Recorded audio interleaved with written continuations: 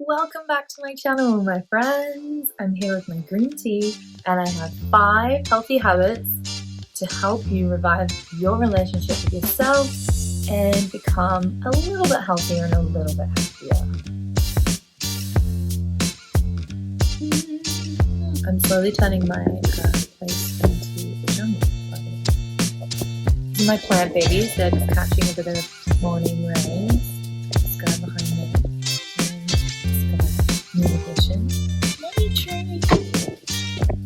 Okay, let's get into this video. So the first healthy habit that I would like to share with you is implementing change into your life. Now, for example, you are starting your fitness journey from ground zero. I would suggest to sit down on the start of the week. If you're starting on a Monday, sit down on a Sunday evening and plan out what you would like your week to look like.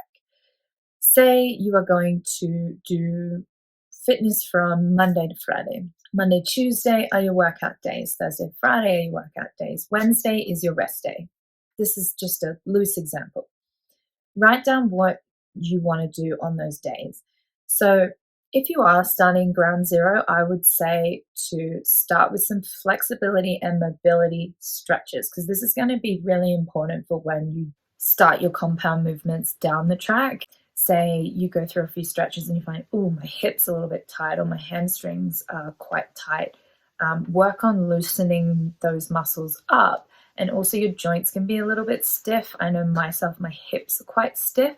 So some little exercises to get that moving for when you do head into the more core movements. The good thing about doing yourself up a schedule is that you're starting to get into the habit of showing up for yourself on those days at that time.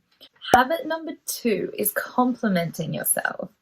And this one I feel is so underrated because we do it for other people, so why aren't we doing it for ourselves? It's so easy to look at someone else and think about all the great things about them, like, oh, you have amazing hair, or your skin's beautiful, or wow, you have a beautiful voice, or I don't know, your outfit's cool, or whatever. It's so easy to look at someone else and think these things and even say these things to people, but what about doing it for ourselves? An example could be, I am brave. It's easy to be harsh on ourselves when trying something new. And if it doesn't work out the way that we wanted it to, we failed, right? Wrong. We tried. You are brave. I am brave. Say it to yourself. I have grown. Do you remember where you were 2 years ago or even 6 months ago? I know for me, I'm a completely different person. I have grown so much. Where were you 6 months ago? You've changed, right? That's growth. You have grown. Habit number 3, self-love. Self-love comes in many forms. A face mask, a hair mask, a full body massage. But what about inside? For example, recognize relationships, situations, people who no longer resonate with you. If it's a no on the inside and you're saying yes on the outside, maybe it's time to rethink where you are coming from, because you're the one that's going to get hurt. You're the one that is going to lose out. And if they're not for you, you are not for them either. If it doesn't feel right, move on and just be okay with that. Give yourself permission to be okay with that. Forgive yourself for past mistakes. It's in the past. Leave it there. And I know it's easier said than done sometimes, but when you're getting into bed in the evening and your mind starts to play on repeat all the little things that you've done that you wish that you didn't, or that you said that you regret, stop. Let it go. Forgive yourself. Say it. Kat, I forgive you. Let's move on. I give you permission to fall asleep right now.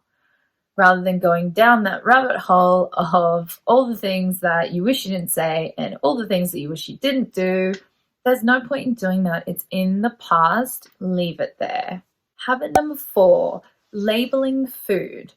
Now, this is a tough one because Labeling food can take you down a road that you really don't want to go. Say, this food's good, this food's bad. And then you're traveling on down the healthy, good road of I'm really good.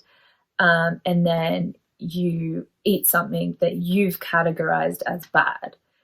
Guess what? You're going to feel shame, you're going to feel bad, you're going to wish you didn't do it. Try to reword it as nourishing and not so nourishing.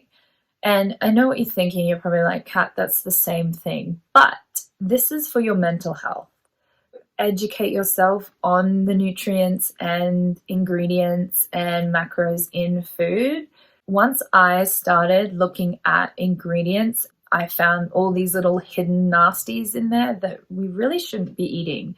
A good little rule of thumb with this one, because it can be a little bit overwhelming, if you don't recognize the word, don't eat it. Like, there's so many fillers and additives, and there'll be big long words and they'll have numbers in them. And if it's not food, don't eat it.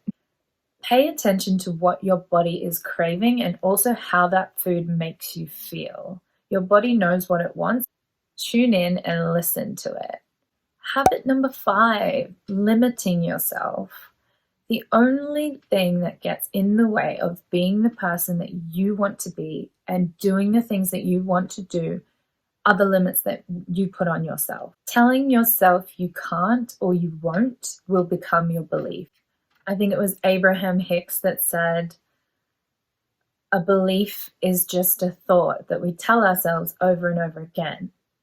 Examples of affirmations that you can tell yourself. If you don't feel comfortable saying it out aloud, say it quietly to yourself or silently. Affirmations like, I can do whatever I set my mind to. There's so many people out there pursuing their dreams, and you could be looking at this person doing what you want to be doing and just thinking, oh, I can't do that. But the thing is, you can.